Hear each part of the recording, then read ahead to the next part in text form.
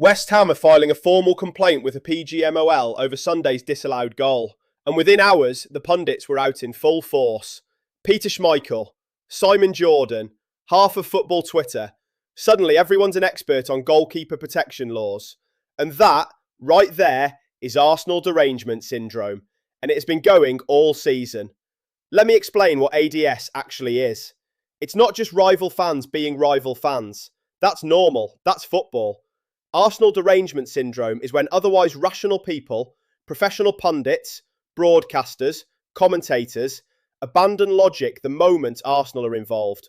The rules change. The standards change. The entire framework of how football is analysed shifts, purely because it's us. Let's start with Sunday. Pablo stretched his arm across Raya and physically took him out of the equation. That is a textbook goalkeeper foul. Danny Murphy, a Liverpool man, said it clearly. The only reason there's controversy is because it's Arsenal. Wayne Rooney said as soon as he saw the replay, the goal was never standing. Gary Neville agreed it was the right call, so the decision was correct.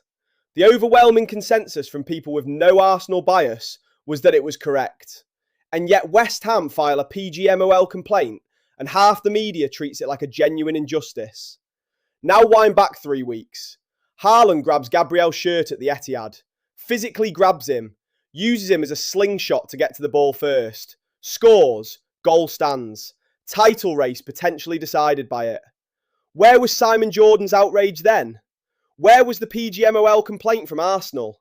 We didn't make one because that's not what we do, and it's been like this all season. When Arsenal beat Chelsea in the Carabao Cup, pundits said we were, and I'm not making this up, ruining football. Ruining football by winning a cup tie. When Zubamendi signed in January, he was immediately written off as unproven and a risk in the Premier League, despite being one of the best defensive midfielders in Europe. When Lewis Skelly started bossing games at 19, the narrative wasn't, this kid is special, it was, Arteta is gambling. Remember Troy Deeney? He said in 2017 that Arsenal lacked cojones, mental minerals, and that single word became the default setting for every pundit every time we faced the slightest setback. By February 2026, with Arsenal sitting top of the league and reaching a Champions League final, Deeney's narrative hadn't changed. Not one bit. Because ADS means you never update the story. The story is always that Arsenal will bottle it. The story is always that it's not real. The story is always that there's an asterisk. And social media makes it 10 times worse. Every Arsenal win comes with a wave of, yeah, but content. Yeah, but it was a penalty. Yeah, but VAR saved you. Yeah, but you only won because City dropped points. There is literally no version of Arsenal succeeding that these people will accept at face value. Here's the thing though. We are 2 games away from the Premier League title. We are in the Champions League final against PSG. The first potential domestic and European double in Arsenal's history is within touching distance.